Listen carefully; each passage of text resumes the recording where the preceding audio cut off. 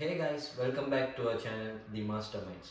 நாங்கள் ஏழாவது படித்து கொண்டு கேட்க எங்களுக்கு ஒரு எய்ம் இருந்திருக்கு. நல்ல ரிசல்ட்ஸ் எடுத்து ஒரு நல்ல ரேங்க் இருக்கிற யூனிவர்சிட்டிக்கு அப்ளை பண்ணணும்னு சொல்லி. ஃபார் எக்ஸாம்பிள் மொரட்டுவா, பெரதேனியா, ஜெஃப்னா அப்படி. சில பேர் யோசிச்சிருப்போம் நான் ஒரு ஃபாரின் யூனிவர்சிட்டிக்கு அப்ளை பண்ணி அங்கே போய் படிக்கணும்னு சொல்லி. இந்த வீடியோவில் நான் எதை பற்றி கதைக்க போகிறேன்னா, ஒரு ஃபாரின் யூனிவர்சிட்டிக்கு அப்ளை பண்ணுறதுக்கு முக்கியமாக என்னென்ன விஷயங்கள் தேவை அண்ட் சில டிப்ஸை பற்றி தான் நான் சொல்ல போகிறேன். ஸோ ஃபர்ஸ்ட் உங்களுக்கு ஒரு கேள்வி இருக்குது, ஒரு ஃபாரின் யூனிவர்சிட்டிக்கு அப்ளை பண்ணுறதுக்கு அப்ளிகேஷன் ஃபீ இருக்கா இல்லையான்னு சொல்லி. நான் இப்போ ஆஸ்திரேலியாவில் படித்து கொண்டிருக்கேன். ஆஸ்திரேலியா பொறுத்த வரைக்கும் மோஸ்ட் யூனிவர்சிட்டிஸுக்கு அப்ளிகேஷன் ஃபீ இல்லை. சில யூனிவர்சிட்டிஸ்க்கு அப்ளிகேஷன் ஃபீ இருக்குது, அதாவது ஒரு $50 $100 வரைக்கும் இருக்குது. ஒரு ஃபாரின் யூனிவர்சிட்டிக்கு அப்ளை பண்ணுறதுக்கு எனக்கு 3 முக்கியமான விஷயங்கள் தேவை. முதலாவது ஒரு பாஸ்போர்ட், ரெண்டாவது உங்களோட அகடமிக் ரிசர்ச் ஷீட், மூன்றாவது உங்களோட இங்கிலீஷ் லாங்குவேஜ் டெஸ்ட் ஸ்கோர். முதலாவது விஷயமான பாஸ்போர்ட்டை இப்போ வைப்போம். இப்போ நீங்கள் ஸ்ரீலங்காவில் இருக்கும்போது நீங்கள் எந்த ஒரு ஃபாரின் கண்ட்ரிக்கு படிக்க போகிறதாலும் ஒரு பாஸ்போர்ட் கட்டாயம் உங்களுக்கு தேவை. அந்த பாஸ்போர்ட்லேயே 2 வெரைட்டிஸ் இருக்குது. ஒன்று சில கண்ட்ரிஸுக்கு குறிப்பிட்ட பாஸ்போர்ட் இருக்குது, இன்னொன்று ஆல் கண்ட்ரி பாஸ்போர்ட்னு இருக்குது. நீங்கள் ஆல் கண்ட்ரி பாஸ்போர்ட்டை எடுக்கணும். இன்னொரு விஷயம் என்ன சொன்னால், உங்கள்ட்ட ஏற்கனவே பாஸ்போர்ட் இருந்தால் இந்த பாஸ்போர்ட்டுக்கு எக்ஸ்பைரி டேட்டை நீங்கள் பார்க்கணும். உங்களோட விசா அப்ளிகேஷனுக்கு கிட்டவா உங்களோட பாஸ்போர்ட் எக்ஸ்பயர் ஆகுதுன்னு சொன்னால் நீங்கள் அந்த பாஸ்போர்ட்டை யூஸ் பண்ணிடலாம். எக்ஸ்பயர் ஆன பாஸ்போர்ட்டை நீங்கள் ஒரு விசா அப்ளிகேஷனுக்கு யூஸ் பண்ண முடியாது. ஸோ அந்த எக்ஸ்பைரி டேட்டை நீங்கள் கவனமாக பார்த்து வச்சுருக்கணும். உங்களோட அப்ளிகேஷன் டேட்டுக்கு கிட்டவா முடியுதா, இல்லை இன்னும் டைம் 2-3 இயர்ஸ் டைம் இருக்கிறத பார்க்கணும். இன்னொரு முக்கியமான விஷயம் அந்த பாஸ்போர்ட்டில் இருக்கிற டீட்டெயில்ஸ். உங்களோட நேம் பர்த் சர்டிஃபிகேட் இருக்கிற நேம், பாஸ்போர்ட்டில் இருக்கிற நேம் மேட்ச் ஆகுதா, ஏதாவது பாஸ்போர்ட்டில் எரர்ஸ் இருக்கான்னு பார்த்தா முதல்ல நீங்கள் சரி பண்ணி வச்சுருக்கணும். இல்லாட்டி அது உங்களோட விசா அப்ளிகேஷனில் பெரிய ஒரு இம்பேக்டாக உருவாகும். செகண்ட் இம்பார்ட்டன்ட் திங், உங்களோட அகாடமிக் ரிசர்ச் ஷீட். அதாவது நீங்கள் இப்போ A-level எடுத்திருந்தீங்கன்னு சொன்னால் உங்களோட A-level ரிசல்ட் ஷீட் தேவை. அதுவும் அது இங்கிலீஷ் ட்ரான்ஸ்லேட்டடாக இருக்கணும். ஏன்னா நீங்கள் ஃபாரின் யூனிவர்சிட்டிக்கு அப்ளை பண்ணுறீங்கன்னு சொன்னால் உங்களுக்கு இங்கிலீஷ் ட்ரான்ஸ்லேஷன் தான் தேவை. நீங்கள் இப்போ ஒரு பேச்சுலர்ஸ் டிகிரிக்கு அப்ளை பண்ணுறீங்கன்னு சொன்னால் உங்களுக்கு O-level ரிசல்ட் ஷீட்டும் தேவை, அதுவும் இங்கிலீஷ் ட்ரான்ஸ்கிரிப்டாக இருக்கணும். இப்போ உங்களுக்கு ஒரு கேள்வி வரலாம், நீங்கள் A-level படித்தா மட்டும்தான் ஃபாரின் யூனிவர்சிட்டிக்கு அப்ளை பண்ணலாம்னு சொல்லி. அப்படி இல்லை, நிறைய பாத்வேஸ் இருக்குது. இப்போ நீங்கள் கேம்பிரிட்ஜ் A-level எடுத்துருக்கலாம், இல்லாட்டி இன்டர்நேஷ்னல் பேச்சுலரேட்னு சொல்லியிருக்கு, அது படிச்சிருக்கலாம். இல்லாட்டி குளோபல் அசஸ்மெண்ட் சர்டிஃபிகேட் லெவல் 3ன்னு சொல்லியிருக்கு, நீங்கள் அது மூலியமாக அப்ளை பண்ணலாம். இல்லாட்டி சில யூனிவர்சிட்டிஸ்க்கு ஃபவுண்டேஷன் ப்ரோக்ராம்ஸ் இருக்குது. இப்போ RMIT யூனிவர்சிட்டி எடுத்தீங்கன்னா கரம்புல RMIT ஃபவுண்டேஷன் சொல்லியிருக்கு. நீங்கள் அந்த ஃபவுண்டேஷன் முடிச்சிங்கன்னு சொன்னால் நீங்கள் ஸ்பெசிஃபிக்காக RMIT யூனிவர்சிட்டிக்கு அப்ளை பண்ணக்கூடிய மாதிரி இருக்குது. அண்ட் நான் மோஸ்ட்லி ப்ரிஃபர் பண்ணுறது A-level தான். பிகாஸ் A-level எல்லா ஃபாரின் யூனிவர்சிட்டிக்கும் ஒரு ஜென்ரல் ஸ்ரீலங்கன்ஸுக்கான ஜென்ரல் குவாலிஃபிகேஷனாக இருக்குது. அதை விட அது ஃப்ரீயும் கூட. இப்போ உங்களுக்கு ஒரு கேள்வி வரும், நீங்கள் என்ன ரிசல்ட்ஸ் எடுத்தால் ஒரு ஃபாரின் யூனிவர்சிட்டிக்கு அப்ளை பண்ணலாம்னு சொல்லி. ஆஸ்திரேலியாவை பொறுத்த வரைக்கும் 3C பெஸ்ட் யூனிவர்சிட்டிக்கு அப்ளை பண்ணுறதுக்கு மோஸ்ட்லி இனஃபாக இருக்குது. இப்போ ஆஸ்திரேலியா டாப் 8 யூனிவர்சிட்டிஸ் இருக்குது. அதுக்கு கொஞ்சம் ரிசல்ட்ஸ் கூட தேவை. ஐ மீன் ஒரு 2A 2AB அப்படி தேவை. இப்போ அதுக்கு அடுத்த உள்ள யூனிவர்சிட்டிஸ் வேர்ல்டு ரேங்கில் நல்ல யூனிவர்சிட்டிஸ். அப்படியான யூனிவர்சிட்டிக்கு 3CA இனஃபாக இருக்கும்.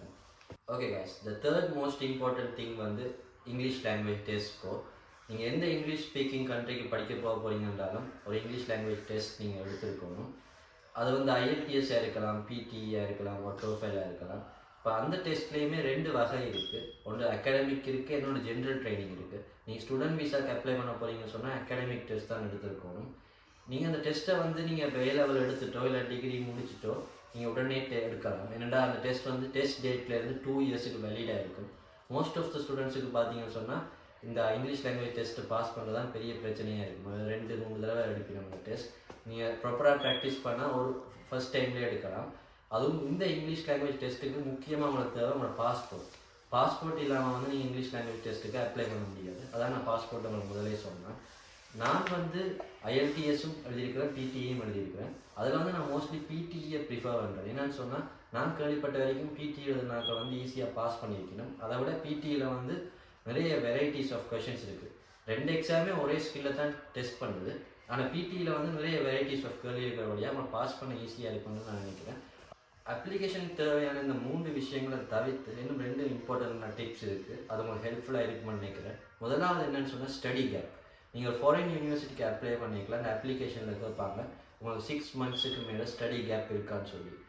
ஃபார் எக்ஸாம்பிள் நீங்கள் இப்போ A-level எடுத்த உடனேயே ஒரு ரிசல்ட்ஸ் வேறு 5 மாதம் இல்லாட்டி 4 மாதம் எடுக்கும். அப்புறம் நீங்கள் அந்த ப்ராசஸ் ஸ்டார்ட் பண்ண 2 மந்த்ஸ் உங்களுக்கு எடுத்தாலுமே உங்களுக்கு 6 மந்த்ஸுக்கிட்ட கேப் வந்துட்டு. ஸோ நீங்கள் அதை எப்படி ரெக்டிஃபை பண்ணலாம்னு சொன்னால், நீங்கள் ஏ லெவல் எடுத்தோடனே ஏதோ ஒரு கோர்ஸ் ஷார்ட் கோர்ஸ் படிக்கலாம். இப்போ நான் வந்து ஏ லெவல் எடுத்தோடனே டிப்ளமோ இன் ஐடி படித்தேன்னா நான் அதை விட யார் ஐடி ஹப்பில் இன்டர்ன்ஷிப் செய்வேன். இப்போ நீங்களும் இப்போ நீங்கள் பேச்சுலர்ஸுக்கு ஒரு கோர்ஸ் அப்ளை பண்ணுறீங்கன்னா அதுக்கு சப்போர்ட் பண்ணுற மாதிரி ஏதாவது ஒரு ஷார்ட் கோர்ஸ் படிக்கலாம். இல்லாட்டி இப்போ நீங்கள் எந்த நாட்டுக்கு போய்க்கலாம், இப்போ ஆஸ்திரேலியாவுக்கு பொறுத்த வரைக்கும் சில ஸ்பெசிஃபிக் ஸ்கில்ஸ் அவைக்கு தேவைப்படுது. அதாவது உங்கள் பார்ட் டைம் ஹெல்ப்ஃபுல்லாக இருக்கலாம். அப்படியான கோர்ஸை நீங்கள் படிச்சிங்கன்னா அது உங்களுக்கு நீங்கள் வேலை எடுக்கிறது கூட ஹெல்ப்ஃபுல்லாக இருக்குது.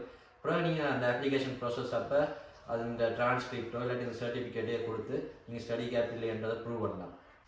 த செகண்ட் இம்பார்ட்டன்ட் டிப் என்னென்னு பார்த்தீங்கன்னா ஜென்யூன் ஸ்டூடெண்ட் ரிக்வயர்மெண்ட். அதாவது நான் ஒரு வருஷத்துக்கு முதல்ல அப்ளிகேஷன் போடல, நான் வந்து ஜென்யூன் டெம்பரரி என்ட்ரன்ஸ் ஸ்டேட்மெண்ட்னு சொல்லி ஒரு ஸ்டேட்மெண்ட் ஒன்று எழுதி கொடுத்தேன். அதாவது ஒரு 350 வேர்ட்ஸ் வரும். இப்போ வந்து அது ஜென்யூன் ஸ்டூடெண்ட் அசஸ்மெண்ட்னு மாறிட்டு, அதாவது அவங்க கேள்வி கேட்பாங்க, நீங்கள் அதுக்கு ஆன்சர் எழுதியிருக்கணும். அதில் என்னென்ன கேட்பாங்கன்னு சொன்னால், நீங்கள் ஏன் இந்த கோர்ஸை சூஸ் பண்ணுறீங்க, நீங்கள் ஏன் இந்த ஸ்பெசிஃபிக் யூனிவர்சிட்டியை சூஸ் பண்ணுறீங்க, நீங்கள் ஏன் உங்களோட சொந்த நாட்டை விட்டு இப்போ ஆஸ்திரேலியாவுக்கு படிக்க வரீங்க, இந்த கோர்ஸ் வந்து நீங்கள் முதல் படித்த விஷயங்கள் இல்லாட்டி முதல் உங்களோட எம்ப்ளாய்மெண்ட்டுக்கு எவ்வளோ ரெலவெண்ட்டாக இருக்குது, நீங்கள் வந்து இந்த கோர்ஸ் எடுக்கிறதால உங்களுக்கு என்னென்ன நன்மைகள் கிடைக்குமான்றதை நீங்கள் எம்பசிக்கு எக்ஸ்பிளைன் பண்ண வேண்டி வரும். இது வந்து நீங்கள் முதலே எழுத ஸ்டார்ட் பண்ணிட்டீங்கன்னு சொன்னால் இது உங்களுக்கு ஹெல்ப்ஃபுல்லாக இருக்கும். இப்போ நீங்கள் வந்து முதலே ஸ்டார்ட் பண்ணிங்கன்னு சொன்னால் இப்போ இது வந்து உடனே ஒன் டேயில் எழுத முடியாது. அதை நீங்கள் யோசித்து உங்களுக்கு ஏற்ற மாதிரி எழுதணும். ஸோ இதை நீங்கள் இப்போவே எழுத ஸ்டார்ட் பண்ணிங்கன்னு சொன்னால் நீங்கள் அதுக்கு பிறகு உங்களோட கொஷனியருக்கு ஏற்ற மாதிரி நீங்கள் இந்த ஆன்சரை ஃபில்டர் பண்ணி கொடுக்கலாம். ஸோ இது வந்து உங்களோட ப்ராசஸை ஈஸியாக இருக்குது. இந்த அப்ளிகேஷனுக்கு தேவையான எல்லா டாக்குமெண்ட்ஸையும் நீங்கள் கேதர் பண்ணிக்கொண்டு நீங்கள் ஒரு எஜுகேஷன் கன்சல்டன்ட் ஒரு ஆள்கிட்ட போனீங்கன்னா அவையே உங்களுக்கு அப்ளிகேஷன் ப்ராசஸ் யூனிவர்சிட்டி செலெக்ஷன்லாம் ஹெல்ப் பண்ணிக்கணும். அதுக்கு பிறகு நீங்கள் ஒரு 2 or 3 வீக்ஸ் வெயிட் பண்ணாலே மோஸ்ட்லி அப்ளிகேஷனுக்கான ரிசல்ட்ஸ் வந்துடும். அதில் வந்து உங்களுக்கு ஒரு ஆஃபர் லெட்டர் வரும், கண்டிஷனல் இல்லாட்டி அன்கண்டிஷனல் வரும். கண்டிஷனல் மீன்ஸ் உங்களோட ஆஃபரில் சில கண்டிஷன்ஸ் இருக்கும், நீங்கள் அதை பூர்த்தி செய்தீங்கன்னா நீங்கள் வந்து அதில் ஃபீக்கு பே பண்ணி ஃபுல்லாக என்ரோல் பண்ணலாம். அன்கண்டிஷனல் ஆஃபர் லெட்டர் வந்தால் நீங்கள் உடனே ஃபீயை பே பண்ணி நீங்கள் அந்த யூனிவர்சிட்டிக்கு என்ரோல் பண்ணலாம். இப்போ ஆஃபர் லெட்டரில் வந்து மோஸ்ட்லி ஆஸ்திரேலியா பொறுத்த வரைக்கும் ஒரு செமஸ்டருக்கான ஃபீ வந்து வரும். ஒரு செமஸ்டருக்கான ஃபீ தற்போதைக்கு பார்த்தீங்கன்னா பேச்சுலர்ஸ் டிகிரி வந்து ஒரு வருஷத்துக்கு பார்த்தீங்கன்னா $33,000 ஆஸ்திரேலியன் டாலர்ஸில் இருந்து $42,000 ஆஸ்திரேலியன் டாலர்ஸ் வரைக்கும் இருக்குது. அது யூனிவர்சிட்டிஸை பொறுத்து. இப்போ 33,000 எடுத்தீங்கன்னு சொன்னால் 16,500 அப்படி வரும் ஒரு செமஸ்டருக்கு. அப்படியான ஃபீ வந்து வேறு ஆஃபர் லெட்டரில் நீங்கள் அந்த ஃபீயை கட்டினீங்கன்னு சொன்னால் நீங்கள் அந்த யூனிவர்சிட்டியில் ஸ்டூடெண்ட்டாக என்ரோல் ஆவீங்க. அதுக்கப்புறம் அந்த யூனிவர்சிட்டி வந்து உங்களுக்கு ஒரு கன்ஃபர்மேஷன் ஆஃப் என்ரோல்மெண்ட்னு சொல்லி ஒரு லெட்டர் அனுப்புவாங்க. அந்த டாக்குமெண்ட்டை வச்சு தான் நீங்கள் அடுத்து விசா ப்ராசஸுக்கு ப்ரொசீட் பண்ணுவீங்க. ஸோ நான் இப்போ சொன்ன விஷயங்கள் வந்து முழுக்க ஆஸ்திரேலியாவுக்கு பொருந்தும். இதே விஷயங்கள் தான் மோஸ்ட்லி USA, கனடா, UK போன்ற நாடுகளுக்கு வந்து நீங்கள் அப்ளிகேஷனுக்கு முக்கியமான டாக்குமெண்ட்ஸாக இருக்குது. இப்போ நான் வந்து ஏ லெவல் எடுத்த பிறகு ஒரு எஜுகேஷன் கன்சல்டன்ட் ஒரு ஆள்கிட்ட போய் இந்த ப்ரொசஸை ஸ்டார்ட் பண்ணி இப்போ அவைகிட்ட என்னென்ன விஷயங்கள் தெரிஞ்சு கொண்டு டாக்குமெண்ட்ஸை கலெக்ட் பண்ணுவேன். அப்ளிகேஷன் ப்ரொசஸுக்கே கிட்டத்தட்ட 1.5 மாதம் எனக்கு பிடிச்சிட்டு. இப்போ நீங்கள் வந்து இந்த வீடியோ பார்க்குறது மூலமாக நீங்கள் முதலே ப்ரிப்பேர் பண்ணி வச்சு ஸ்ட்ரைட்டாகவே நீங்கள் அப்ளிகேஷன் ப்ராசஸுக்குள்ளே போகலாம். இப்படி ஸ்டூடெண்ட் விசா ரிலேட்டடாக ஃபாரின் யூனிவர்சிட்டி அப்ளிகேஷன் சம்மந்தமாக எதாவது கொஷின்ஸ் இருந்தால் கமெண்ட் செக்ஷனில் மென்ஷன் பண்ணுங்கள், நான் அதை ரிப்ளை பண்ணுவேன். அதே நேரம் இப்போ உங்களுக்கு எதுவும் ஃபாரின் யூனிவர்சிட்டிஸ் பற்றி இல்லாட்டி அப்ராட் ஸ்டடீஸ் பற்றி அந்த விஷயங்கள் தெரியணும், அதை பற்றி வீடியோ மேக் பண்ணணும்னு சொன்னால் அதையும் மென்ஷன் பண்ணுங்கள். நாங்கள் அதை பார்த்து அதுக்கு சம்மந்தமான வீடியோஸை மேக் பண்ணுறோம். இப்படி இன்ஃபர்மேட்டிவான விஷயங்களை நீங்கள் தெரிஞ்சுக்கணும்னு ஆசைப்பட்டீங்கன்னா என்னோடய சேனலை சப்ஸ்கிரைப் பண்ணி நோட்டிஃபிகேஷனை செலக்ட் பண்ணி வச்சுருங்க. அண்ட் உங்களோட ஃப்ரெண்ட்ஸ் யாராச்சும் ஃபாரின் யூனிவர்சிட்டிக்கு அப்ளை பண்ண வெயிட் பண்ணி கொண்டிருக்கணும், யாராவது ஒரு ஸ்டூடெண்ட் விசா ப்ராசஸை செய்து கொண்டிருக்கணும்னா அவைக்கு இந்த வீடியோவை ஷேர் பண்ணிங்கன்னா அது அவங்களுக்கு ரொம்ப ஹெல்ப்ஃபுல்லாக இருக்கும்னு நினைக்கிறேன். And thank you for watching this video and thank you for the 1,000 subscribers. See you soon.